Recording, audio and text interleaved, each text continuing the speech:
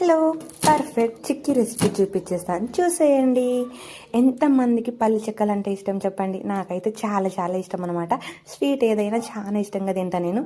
అదే మనమే చేసుకుంటే ఇంకా బాగుంటుంది కదా అనేసి నేనైతే పల్లీలు అండ్ బాదం ఆ రెండింటి మిక్స్తో నేనైతే ఈరోజు పల్లి చెక్కలు అయితే చేస్తున్నాను అనమాట.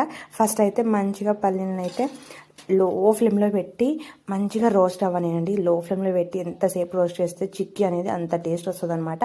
ఆఫ్టర్ దట్ బాదంని అయితే మంచిగా పీసెస్ వేసుకొని గీ కొంచెం వేసుకొని అది కూడా రోస్ట్ చేసుకున్నాను అనమాట. ఇక్కడైతే 2 కప్స్ పల్లీలకు 1 కప్ అయితే బెల్లం తీసేసుకొని దాంట్లో కొంచెమే నీళ్ళు పోసిస్తే మంచిగా కరిగిపోతుంది. పాకం అనేది కంపల్సరీగా చూసుకోవాలి. సో అదే మెయిన్ ఇంపార్టెంట్ అనమాట. వేడివేడిగా ఉన్న పల్లీని ఇట్లా కొడితే పలుకులు పలుకులుగా మస్తు అవుతాయి. ఇది మీకు తెలుసా అని కామెంట్ చెప్పండి. అండ్ మీకు కూడా వేరే ట్రిక్స్ ఏమైనా తెలిస్తే నాకు కూడా కామెంట్లో చెప్పేయండి. ఇదైతే పార్ట్ 1. పార్ట్ 2 కోసం వెయిట్ చేయండి. Bye, thanks for watching.